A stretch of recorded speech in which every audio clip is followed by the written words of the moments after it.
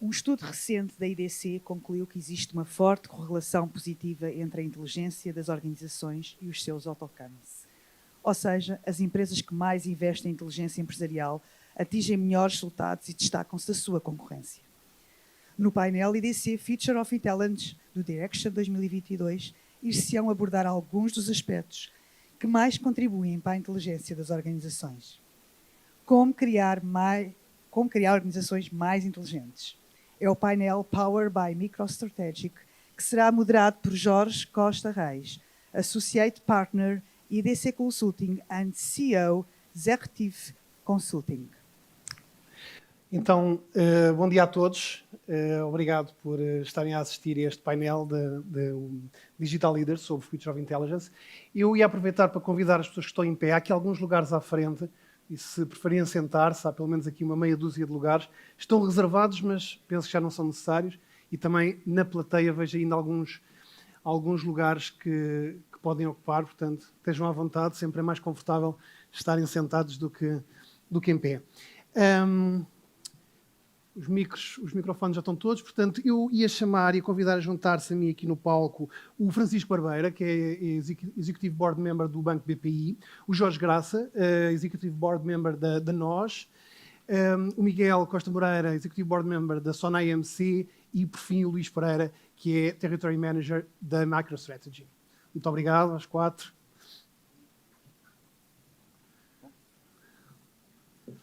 Força. Muito obrigado. Ok, então vamos a isto. Estamos mais ou menos dentro do tempo, dentro do horário, portanto temos aqui 45 minutos para falar um bocadinho. Temos o desafio de ser precisamente antes do almoço, portanto espero que não haja muitas desistências aqui a meio do painel. O tema do painel e o desafio que nós temos hoje é falar um bocadinho sobre a forma como criar organizações mais inteligentes. A IDC já há algum tempo que tem tentado resumir este tema da inteligência das organizações a três capacidades. A capacidade de sintetizar informação, portanto, recolher dados e processá-los. A capacidade de aprender em tempo real em cima desses dados, mas, sobretudo, depois a capacidade de distribuir insights, de entregar insights à organização de uma forma transversal.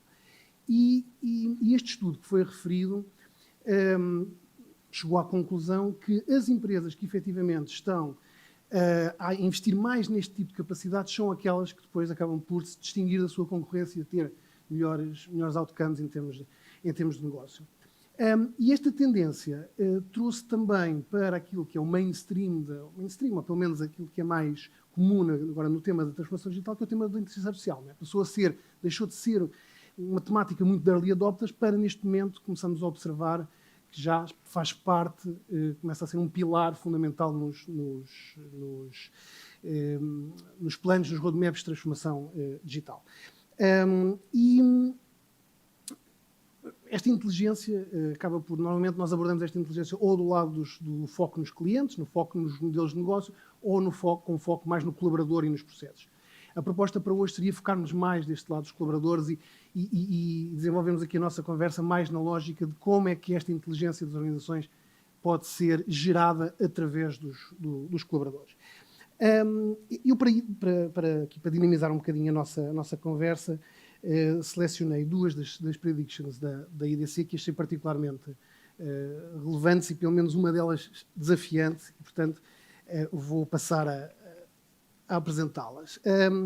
A IDC prevê que em 2026, 85% das empresas estarão a combinar expertise humana, expertise dos colaboradores, com tecnologias de AI, de machine learning e de NLP. Isto com o objetivo de aumentar a capacidade de previsão. Previsão ser uma organização que consegue prever melhor. E desta forma esperam que a produtividade e a eficácia dos seus colaboradores aumente em 25%. Primeira previsão. Segunda, esta é que eu achei particularmente desafiante, que já em 2026, portanto já dentro de 3 anos, 30% das organizações irão combinar o tema do behavioral economics, portanto, o tema da psicologia comportamental injetada em motores de inteligência artificial para conseguir influenciar os comportamentos dos seus colaboradores em tempo real, torná-los mais seguros, mais produtivos e também mais eficazes. Não é?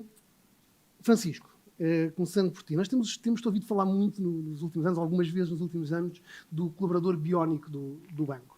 E que, segundo nos tens dito, passa pela multiplicação das capacidades do colaborador através da tecnologia. Como é que tu vês este desafio de utilizar tecnologias de inteligência artificial, machine learning, para, efetivamente, aumentar, multiplicar as capacidades dos vossos colaboradores? Bem, muito obrigado, Jorge, pelo convite e obrigado a todos. É um prazer estar aqui a partilhar convosco. Eu acredito mesmo nesse conceito do colaborador biónico. Vamos lá ver. O que nós vivemos ao longo das últimas décadas foi obter capacidade. O que nós todos fizemos foi ter capacidade, adicionar capacidade pela integração entre aquilo que os nossos colaboradores faziam e as suas competências humanas com aquilo que a tecnologia entregava. Mas a tecnologia era pouco inteligente. E com tecnologia pouco inteligente, o que é que acontece? Tipicamente, são as capacidades humanas que se têm que sujeitar àquilo que a tecnologia era capaz de dar a cada momento, não é? E, portanto, o que é que nós fizemos? Como a tecnologia não tinha grande inteligência, ajustamos os processos para poderem ser feitos pela tecnologia, ajustamos comportamentos dos nossos colaboradores e de nós próprios para podermos utilizar a tecnologia, que se calhar não fazia as coisas exatamente como queríamos, mas era aquilo que era possível, não é? Quantos de nós que estamos no IT não dissemos, pois, era bom, mas não é possível, não é? Não dá para fazer, ou a tecnologia não responde, tens que ajustar o teu processo, tens que, no fundo, moldar o teu comportamento e o teu processo àquilo que a tecnologia a cada momento foi conseguindo fazer.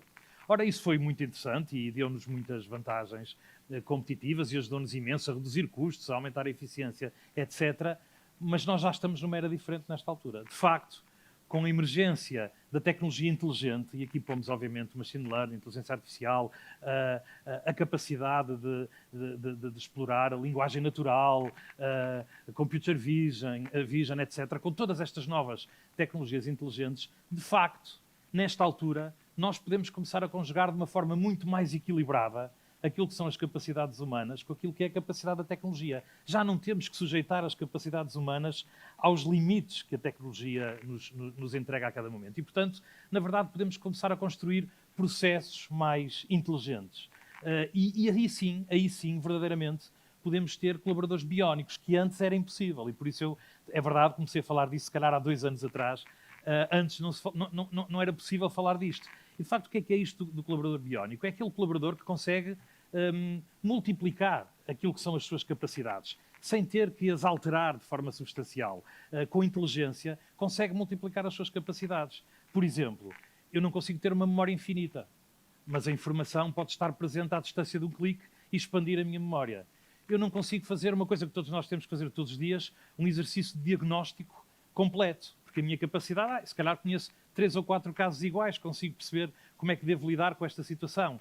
Mas a tecnologia pode-me fazer um diagnóstico olhando para milhões de situações parecidas e orientar-me no próprio processo de tomada de decisão. Eu não consigo estar disponível para o meu cliente 24/7. Mas se calhar consigo ter um robô em linguagem natural que consegue atender o cliente quando é necessário e até me informar do que é que o cliente quis e agendar alguma coisa para o dia a seguir eu poder entrar em contato com o cliente ou mesmo através de um chat. Eu não consigo ter braços infinitos, mas consigo, com tecnologia, não precisar que o cliente venha, por exemplo, a um balcão assinar um papel, não é? Consigo estender os meus braços até estar na casa do cliente. Portanto, isto é verdadeiramente o conceito biónico. É, de facto, a capacidade de, sem pôr em causa as capacidades humanas, antes pelo contrário, com tecnologia, criar uma capacidade exponencial para aquilo que são as capacidades humanas. E isso só é possível, de facto, com tecnologia inteligente. Até então, até agora, o que tínhamos era uma coisa bastante diferente. Como disseste também e muito bem, este tema também vai afetar outras áreas, não só na nossa relação com os clientes, mas também internamente. Por exemplo, tudo aquilo que é a nossa capacidade de formação interna pode ser hoje altamente disrompida com tecnologia. Por exemplo, a utilização do metaverso, ou a utilização dos dados para perceber quais são as áreas em que cada pessoa tem mais dificuldade e não abordar uma estratégia de formação igual para todos, não é? Conseguir perceber onde é que cada um está a ter mais dificuldades, e os dados e as tecnologias inteligentes podem nos orientar, por exemplo, um programa formativo para as nossas pessoas, por exemplo. Mesmo aquilo que são toda a gestão dos incentivos internos, com a tecnologia, com os dados, hoje podemos trazer, de facto, o Behavioral Economics também para gerirmos de uma forma diferente o impacto nos comportamentos dos nossos colaboradores. E, portanto, estamos, de facto, numa altura muito estimulante, em que, de facto, nos últimos anos, conseguimos ter tecnologia que não estraga as nossas capacidades, antes, pelo contrário, as faz explodir. Ok, começo a ficar preocupado, porque acho que isto não é um tema de tecnologia, portanto, ó Luís, o desafio vai ser maior. Obrigado, Francisco. Jorge, pegando aqui nestes exemplos que o Francisco refere, e nomeadamente neste tema da psicologia comportamental, do Internet of Behaviors, que já se fala há tanto tempo, sobretudo, e tem-se os use cases que são mais conhecidos, são sobretudo na relação com o cliente, na relação do tentar induzir comportamentos no cliente. Mas o que a EDC prevê nesta prediction é que eles comecem também a ser usados, este tipo de abordagens, para induzir comportamentos no colaborador. E, portanto, isto passa por aprender com o colaborador, aprender com dados, recolher dados do colaborador, constantemente, através de sensorização, conseguir processá-los em tempo real, aprender com eles e, sobretudo, esta é a questão fundamental, conseguir induzir comportamentos nos colaboradores. Jorge, onde é que tu vês que estão nesta cadeia, onde é que está aqui o principal desafio? É na recolha dos dados, é no seu processamento, ou é depois na fase final de conseguir que o trabalhador consiga reagir aos estímulos que conseguimos gerar a partir desses dados? Ok, então, antes de mais, muito obrigado pelo convite, e se calhar vou começar a ser polémico, porque isso é uma previsão, e se calhar vou aqui pôr um bocadinho, ou se calhar é da maneira como ela está verbalizada. A nossa experiência, e nós temos vindo aqui, estávamos a trabalhar, antes de entrar, temos tido uma jornada no que diz respeito à utilização deste tipo de tecnologias, desde os princípios, são há quase 15 anos que nós trabalhamos este tipo de dados e aplicamos este tipo de tecnologias. E lembro-me, quando nós demorava um mês a treinar um algoritmo, coisa que agora a gente carrega num botão e aquilo aparece logo. A nossa experiência tem sido muito mais no sentido de nós darmos a ferramenta, portanto, mais a visão próxima daquilo que o Francisco estava a dizer, em que eu deixo o elemento humano ser o principal driver da transformação e não tanto acreditar em que eu vou pôr um algoritmo que me vai condicionar o elemento humano, que é um bocadinho o que está verbalizado Isto porquê? Porque há sempre, e um bocadinho este é um problema que é quase 20% tecnologia, 80% transformação das pessoas, não é? Porque se depois o elemento humano rejeitar, ou nós o substituímos totalmente, ou por isso simplesmente isto não vai acontecer. E, portanto, nós verdadeiramente ganhamos tração na aplicação e na extensão biónica, se quiser, usando aqui a terminologia da pessoa, quando efetivamente o que nós fizemos foi democratizarmos o acesso a esta tecnologia. Nós reduzimos a fricção da adoção da tecnologia, passámos o controle para as pessoas, e quando digo para as pessoas, para todas as pessoas da organização, quase se voluntariando, eu acredito que há, portanto, houve aqui um processo grande de evangelização e de demonstração dos benefícios que isto vinha para as próprias pessoas, e foi assim que nós conseguimos massificar a questão. O outro lado, e se quisermos, que nós vemos, há um ganho nessa dimensão de nós estendermos a capacidade apoiada no elemento humano, mas isto só vai até um determinado, pelo menos no nosso caso, a experiência diz-nos que isto só vai até um determinado ponto, porque tem que haver a certa altura um grau de disrupção, porque nós não podemos esquecer, os nossos clientes, usando aqui uma próxima da gestão, eles não querem brocas, eles querem os buracos feitos, não é? E, portanto, se eu levar a outra abordagem, eu vou ficar com uma broca fantástica, mas, quer dizer, aquilo não resulta em mais buracos para os clientes. E, portanto, o que nós vimos é, se quisermos, uma evolução do ganho da pessoa, com o elemento humano, e depois um salto transformacional em que eu mudo totalmente os processos, em que quando determinadas áreas da empresa ganham essa fluência, o que acontece é que eu tenho uma descontinuidade. Eu mudo totalmente a maneira como estou a fazer. Eu tenho exemplos disso, em que nós já temos isso em produção. Nós tínhamos uma abordagem de manutenção, em que fomos evoluindo, tínhamos predição para quando é que o elemento de rede ia falhar. Tudo. A dada altura, nós tornámos-nos tão fluentes disso, em que virámos completamente. Nós virámos completamente e eu agora te giro do ponto de vista do cliente. E transformei, parece uma nuance, mas eu transformei totalmente o processo. Classifico com a tecnologia, consegui classificar todos os clientes, não os elementos de rede, mas todos os clientes, todos os dias, como é que eles estão, e giro isto do ponto de vista do cliente. Isto só aconteceu quando as pessoas que tinham os processos tradicionais tornaram-se fluentes e elas próprias conseguiram dar esse salto. Se chamamos a isso ter a tecnologia a influenciar o comportamento das pessoas, eu não gosto tanto dessa expressão porque parece que eu vou ter um overlord, uma AI a mandar o que é que a pessoa vai fazer ou a fazer o nudge de um sítio para o outro. Eu não acredito tanto nessa visão, acredito mais no vai haver, quando a organização ou equipas se tornam verdadeiramente fluentes nestas tecnologias, que há uma descontinuidade. Há uma descontinuidade e as coisas são feitas de maneira totalmente diferente, com ganhos óbvios que era. Neste caso, o que nós vemos não é só um ganho em termos de custos, mas é mesmo um ganho em termos daquilo que o cliente percebe. Esta alteração que eu estava a falar, nós vemos ganhos de 20 a 30 pontos de NPS, direto. Só de passar os pulos de clientes que passamos para este tipo de lógica. Portanto, não me revejo totalmente da maneira como a previsão está feita, revejo-me há aqui um momento em que há uma descontinuidade e em que, efetivamente, as pessoas se transformam. Não tanto... Okay. Ou seja, o fator humano continua a ser decisivo pelo que percebo, já não é tanto, como dizia o Francisco, no tema de tecnologia, da disponibilização, de pôr a tecnologia ao serviço, mas é sobretudo aqui o fator humano no final. Certo. Ou substituímos, ou é uma lógica de substituição, porque o elemento humano, efetivamente, não está a adicionar nada.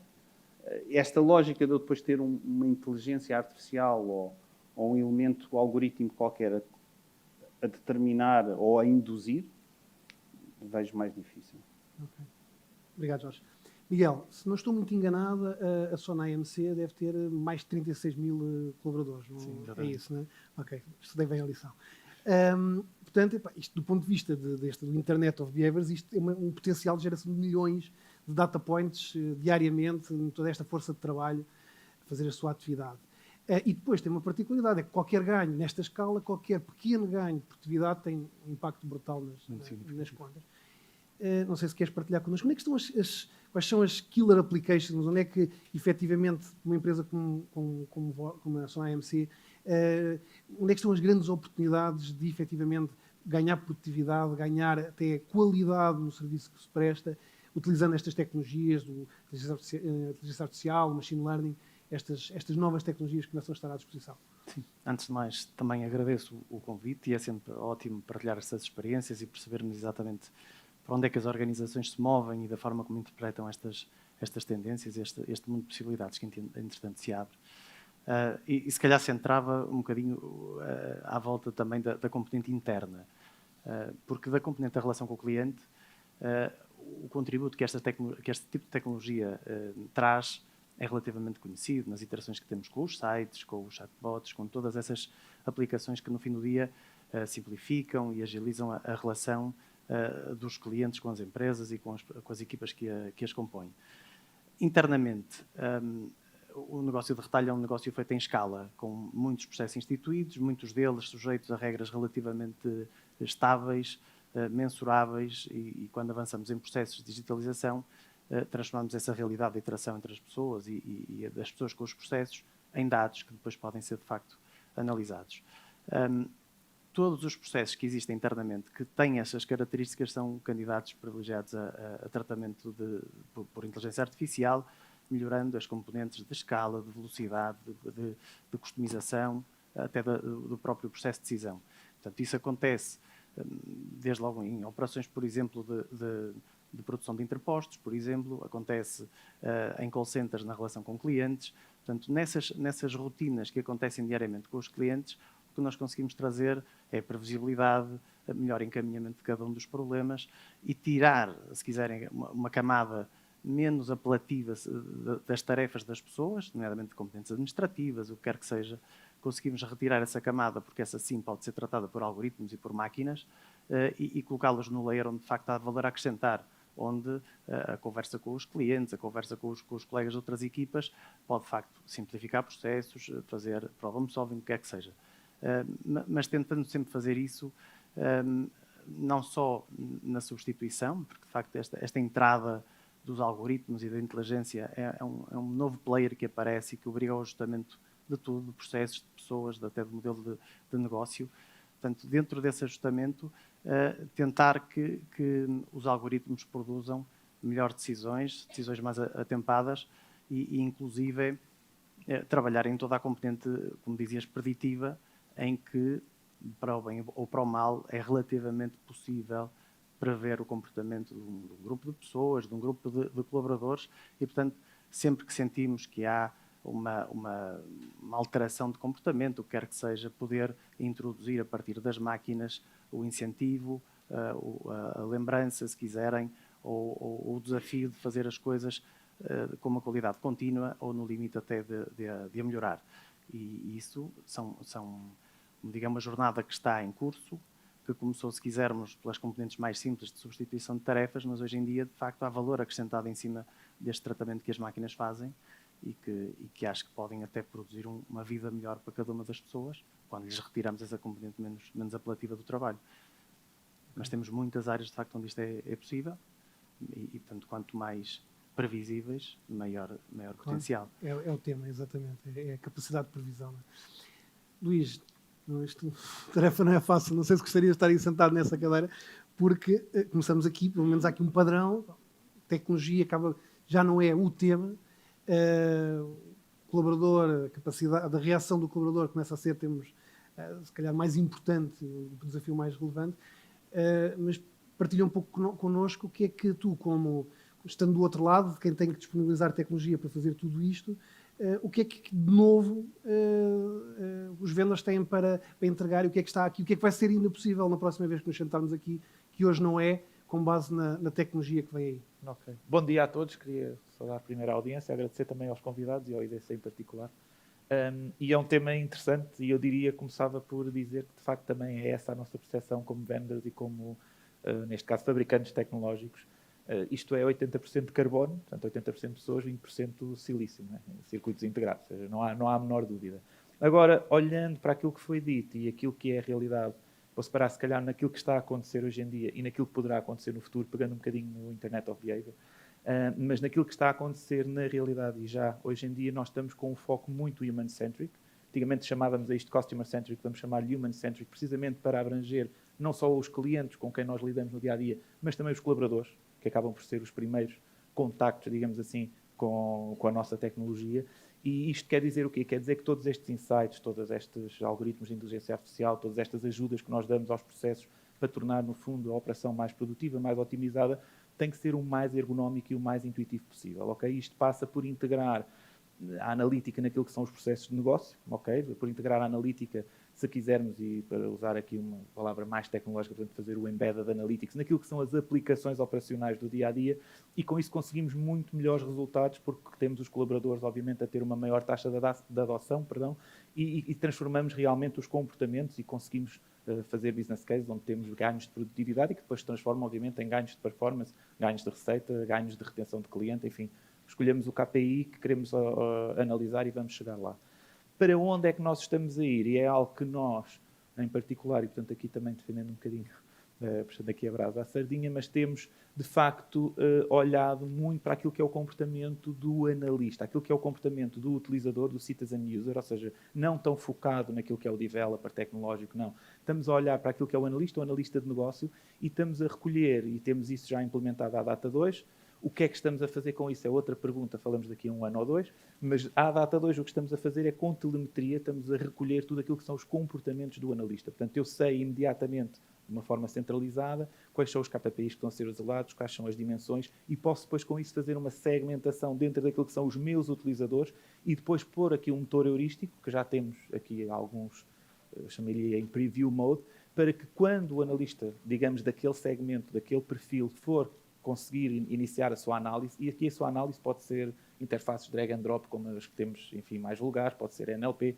Portanto, independentemente de qual é depois o canal que eu uso, se é linguagem, se é algo mais tradicional, conseguir sugerir aqui um conjunto de automatismos que me vão ajudar naquele que é a tarefa ou naquilo que é a jornada deste analista em determinada área de negócio. E, portanto, isto é o que nós estamos a fazer e a tirar partido do IOB, neste caso em particular, e que a plataforma, obviamente, tem vindo, enfim, temos vindo a melhorar a pouco e pouco. Portanto, eu diria que isto é o agora, o que temos agora, e aquilo para onde estamos a ir.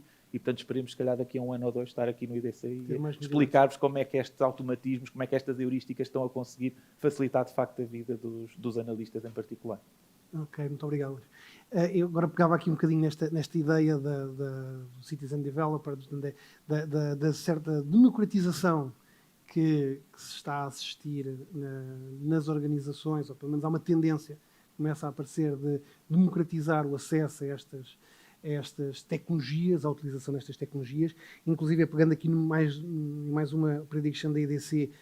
A EDC prevê que dentro de 2 anos 70% do investimento em automação das organizações será em plataformas codeless automation, no code, portanto será neste tipo de plataformas. Isto para quê? Para garantir que que o digital enablement também é possível, também é feito pelo business user, não é? Ou pelo colaborador que não é o IT. Portanto, claramente que estes temas deixaram de ser temas do IT para ser temas de toda a organização.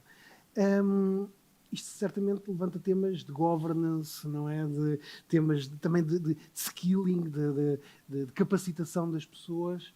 Eu acho que os benefícios são óbvios, não é? Sempre falámos muito isto nos últimos anos, os benefícios de levar esta capacidade também para os utilizadores que não são tipicamente utilizadores IT. Mas e os desafios, não é? Como é que isto se consegue e o que é que resulta daqui do ponto de vista de desafios, Francisco? Jorge, eu não vou fugir à tua pergunta, mas deixa-me só fazer 2 comentários sobre a pergunta anterior, até porque se falou aqui muito do tema de previsão, e só queria fazer 2 comentários. Primeiro, claramente estamos aqui a falar de um aumento brutal da capacidade de previsão, não é? Aquilo que antigamente, e isto é importante, porque não estamos só a falar de facto os processos que já eram apoiados por tecnologia passarem a ser apoiados por tecnologia inteligente. Não é só isso que eu referi. Mas há uma data de processos, há uma data de problemas que até há 2 anos atrás não eram vistos como problemas de previsão, eram vistos como problemas de decisão, e que hoje são problemas de previsão. Porquê? Porque conseguimos coligir milhões de informação, conseguimos processar milhões de informação. E, portanto, sei lá, todos nos lembraremos daquele livro sobre inteligência artificial, não me lembro agora do nome, devia-me lembrar, porque eu li na altura, pai, há 12 anos atrás, que estabelecia a linha da previsão com uma condução, não é? Dava o exemplo, olha, a condução é uma coisa que não tem nada a ver com previsão, é uma coisa eminentemente humana. Bem, hoje já é um problema de previsão, em grande escala. E, portanto, não nos esqueçamos que na maior parte das nossas indústrias há uma data de problemas que até hoje não víamos como problemas de previsão e que vão passar a ser problemas de previsão e não de decisão. E isto é um aspecto importante. E por causa disso, o desafio que nós lançamos internamente, e quando entrei vi aqui o Digital First, o desafio que nós lançamos internamente para o banco foi, e pensando nas maturidades das tecnologias, foi ser, já não é Digital First, é Digital by Default. Já não estamos no First, não é? Já tem que ser by Default, já estamos numa maturidade diferente. AI First. Estamos onde estávamos há 4 ou 5 anos atrás com o digital, AI First e Web3 Ready. Portanto, se quiserem, o nível de maturação maior, digital by default, a seguir AI First e Web3 Ready, ok? E, portanto, é um desafio inteiro. Era uma primeira partilha. A segunda partilha que gostava de fazer tem também a ver com os colaboradores e tem a ver com que colaboradores quais são os colaboradores que realmente vão ter mais sucesso, quais são os colaboradores que nós devemos procurar. Eu gosto muito de uma expressão que o antigo CEO da Starbucks dizia, que a determinada altura ele disse: eu só contrato pessoas que sabem sorrir. O resto ensino-as. Agora eu não consigo ensinar ninguém a sorrir. E, portanto, o meu único critério de contratação é, sabe sorrir, tem um sorriso bonito, bora lá, o resto vais aprender, porque isso é que não se ensina. E eu gosto muito disso, talvez acrescentasse agora uma outra componente. Além de contratarmos pessoas que sabem sorrir, ou seja, que têm a atitude que precisamos nas nossas organizações, em algumas pode não ser o sorriso, mas que tenha a atitude que nós precisamos nas nossas organizações, temos que contratar e os que já estão têm que se tornar curiosos. E, portanto, eu acho que a curiosidade é uma característica absolutamente fundamental de qualquer colaborador que se queira transformar em biónico. Nós temos que ter aquela curiosidade de quando sai o novo telemóvel, sermos os primeiros a querer ter o telemóvel, a perceber que novidades é que ele traz. Não é a curiosidade de saber, de termos capacidade de ir lá para o IT, produzir, não é isso, não é? Mas é a capacidade do utilizador, a capacidade de perceber como é que isto vai mudar a minha vida, como é que pode mudar o meu dia-a-dia, como é que eu posso trabalhar de forma diferente. E, portanto, eu diria que ao sorriso, leia-se a atitude, sendo curiosidade também é uma característica da atitude. Eu sei que não estou a ser muito coerente, mas juntaria o tema da curiosidade como um fator fundamental para o colaborador do futuro. Sobre o teu tema, bem, essa discussão é a discussão de sempre em qualquer tecnologia, não é uma discussão só do AI. Em todas as tecnologias nós temos essa discussão, que há um primeiro momento em que a tecnologia é um bocadinho voodoo, não é? Ninguém sabe muito bem o que é que aquilo é, portanto está ali entregue aos especialistas, que depois dizem aquelas coisas do não dá para fazer, não é? Aquelas coisas que dizíamos há bocadinho, portanto, em que está cingido a um grupo de especialistas que tem ali umas competências e que explora um conjunto de competências muito específicas, e essa fase é uma fase importante, é uma fase de maturação da tecnologia e de compreensão da própria organização sobre onde é que a tecnologia o pode ajudar. Depois há um momento em que a tecnologia começa a ficar mais democratizada do ponto de vista da facilidade da utilização, ela já evoluiu, já amadureceu, já é mais fácil de utilizar e começa a fugir do controle e começa a espalhar-se pela organização. De resto, Luís, vai ter que ser. Os vendors ajudam a que isso aconteça, não é? Porque depois começam, já não vão falar com o CIO, já vão falar com o tipo do marketing a dizer, epá, estás à espera há não sei quanto tempo, mas porquê? Tu já consegues fazer isto tudo sozinho, e depois vão falar com o tipo das vendas e tal. Portanto, também ajudam a esta propagação, não é? E ajudam a fazer dispersar os orçamentos do IT por toda a organização. E, portanto, há esse momento. É o momento em que habitualmente chamamos de Shadow IT, portanto, agora podemos chamar de Shadow AI, em que as coisas andam um bocadinho dispersas. E é um momento também importante, porque é um momento em que o resto da organização também se atrai pela tecnologia, também começa a ficar habituado às terminologias da tecnologia, começa a perceber como é que isto pode ser utilizado, o que é que posso pedir, o que é que não posso pedir. Mas é também um momento perigoso. É um momento em que a determinada altura podemos chegar a conclusões erradas sobre a tecnologia porque não a utilizamos da melhor maneira, ou é também um momento em que, de repente, e todos nós já devemos ter sentido isso nas nossas organizações, uma coisa que nasceu ali como Shadow IT, que era só uma brincadeira, um Shadow IT, de repente passou a ser essencial na organização e até já está metida nos processos e já ninguém consegue viver sem ela. E, de repente, aquela pessoa reformou-se e vem bater à porta do IT, olha, e agora tenho aqui uma aplicação que se chama cor-de-rosa e que não sei o que é que fazer com isto e tal. E, portanto, é um momento que tem esse tipo de perigos. E, portanto, como tem esse tipo de perigos, o que é que as áreas mais centrais, se quiserem, têm que se preparar para fazer o mais rapidamente possível? É transformar o Shadow IT em Citizens IT. E qual é a diferença? É governado. Portanto, é garantir que o tal data mesh não é um data mesh, não é? É garantir que as plataformas existem, que são governadas, que as pessoas que utilizam as plataformas fora dos centros especialistas, pode não ser IT, pode ser o centro da AI, não é? Fora dos centros especialistas, usam as plataformas certas, que documentam as coisas da forma adequada, que usam as metodologias adequadas, que há algum arquiteto a acompanhar o que se está a passar e também a conseguir detectar quando é que aquela iniciativa local migrou nos típicos layers da tecnologia, não é? Que todos já falamos muitas vezes dos Systems of Record, Systems of Differentiation e Systems of Innovation, não é? Portanto, quando é que aquilo está a deixar de ser um System of Innovation e está a passar a ser um System of Differentiation e, portanto, já precisa ter um governo completamente diferente. E, portanto, eu penso que isso é absolutamente fundamental. Outro tema, que também é importante, como tu falaste aí do tema do low-code, é que há aqui uma competência muito própria de AI que não tem nada a ver com tecnologia, mas que também não está espalhada pelas organizações. Vamos lá ver. Cada vez mais, a dificuldade do AI não é o data scientist. Isso hoje em dia eu consigo atirar para um servidor, como tu dizias e muito bem, um conjunto de dados, e aquilo há de me dar um resultado mais ou menos rápido, escolha bem a técnica, tal, depois afino, etc. Cada vez mais a dificuldade não vai estar no data scientist, vai estar no business translator, não é? Aí é que está a dificuldade. Alguém que é capaz de perceber que problema é este, que variáveis sintéticas é que eu devo fazer para entregar ao modelo. A ciência está cada vez mais nas variáveis sintéticas que eu vou ter que ser capaz, que não são as variáveis naturais, não é? Mas as variáveis sintéticas que eu vou ser capaz de dar ao modelo.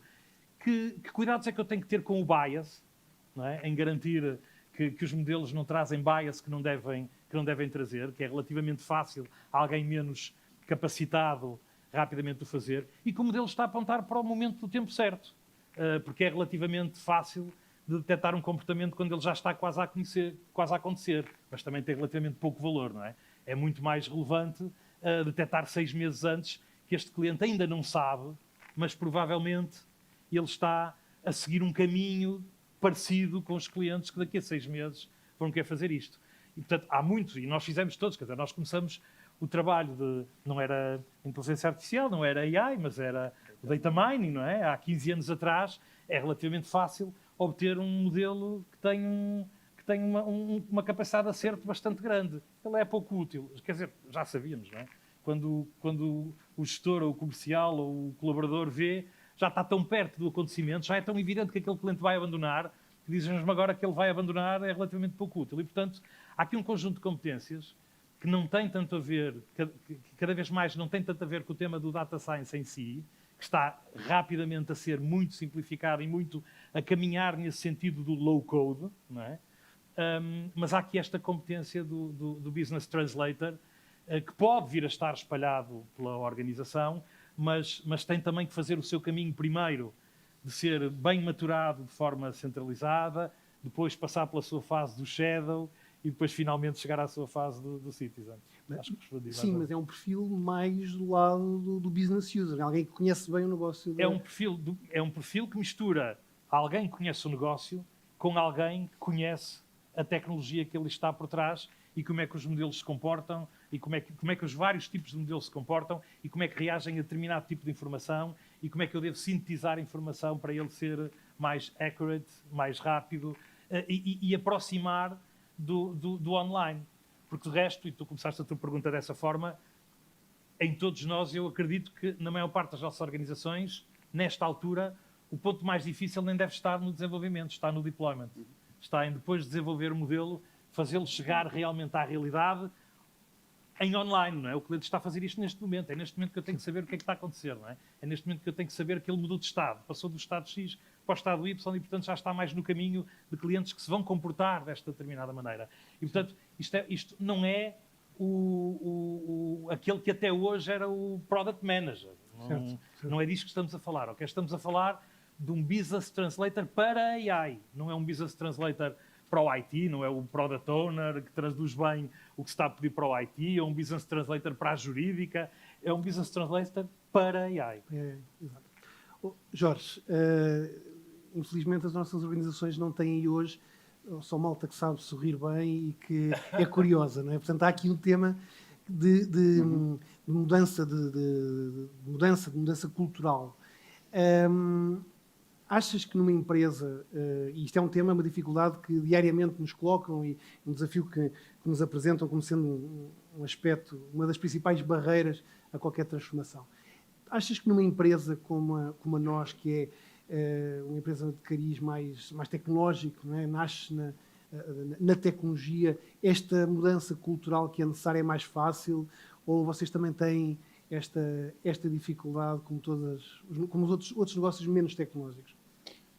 Bom, nós claramente eu tenho a sorte e o desafio de ter uma população um bocadinho diferente, não é? Este processo de adoção e do Shadow IT de repente aparecer-me ali acontece-me em velocidade acelerada, como devem calcular, porque quando uma pessoa dá por ela já temos o sistema a funcionar. Mas o que nós, nesta predição, há aqui duas palavras que eu acho que são chave, eu concordo com esta. Há aqui duas palavras que são chave e a nossa experiência e um bocadinho a maneira como abordámos o tema demonstram que isso, acredito mesmo que isso seja uma realidade. Uma delas, e traduzindo, o tema de democratizar, acho que é chave, porque isto efetivamente, quando nós conseguimos empurrar isto para o frontline, para as pessoas que efetivamente estão a lidar com o problema, conseguimos ter adoção e as pessoas aprendem e tornam-se curiosas. Porque tudo aquilo que for Se nós conseguimos criar, e a maneira como nós abordámos o processo foi, nós criámos um centro de excelência que basicamente tinha a função, tinha três grandes blocos. Um, evangelizar. Dois, apoiar e catalisar nas equipas a aceleração. E depois tinha um terceiro, que não pode ser esquecido, que é como é que depois ajudava estas equipas a fazer o ciclo de vida e a garantir um mínimo de governance. Porque isto não é só pôr o modelo ou a automação a funcionar, é depois preciso, quando muda o interface, ou vem o upgrade, ou vem não sei o quê, isto depois tem que entrar de uma... E as pessoas têm que ver que isto depois não se torna um problema, não é? Porque investem não sei quantas horas a pôr uma coisa a funcionar e ela depois vem um upgrade qualquer. E portanto, nós com esta abordagem e de empurrar isto para as pessoas, conseguimos verdadeiramente ter tração. Nós hoje temos mais de 400 processos, todos debaixo deste chapéu. Tenho mais de 275 mil horas ano completamente de processos a correr.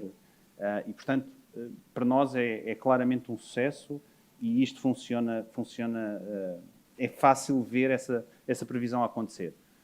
A outra palavra, do no-code, eu vejo um bocadinho do outro...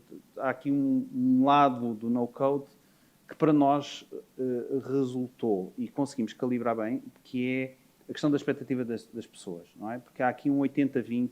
Nós não podemos vender, quando empurramos esta abordagem e esta filosofia, uma visão do end-to-end em que eu resolvo todo o processo. É preciso calibrar um bocadinho as expectativas e transmitir a ideia de que há aqui um conjunto de problemas que pode ser resolvido, mas isto não é suposto necessariamente fazer um end-to-end, porque a complexidade, há aqui depois 80% dos problemas são relativamente fáceis mais ou menos de resolver, mas depois há 20% que são, ou 20% de parte de um processo que são exponencialmente mais complicados, não é? Portanto, nós depois o que fazemos é separamos mesmo os processos, não é? E aqueles que identificamos como sendo mais complexos, ou onde temos um grau de ambição maior de fazer totalmente uma gestão de uma plataforma ou de um tema com zero touch, em que ele é quase autocontido e que tem com zero intervenção humana, separamos e, portanto, se gerindo bem as expectativas daquilo as pessoas que vão estar a fazer a implementação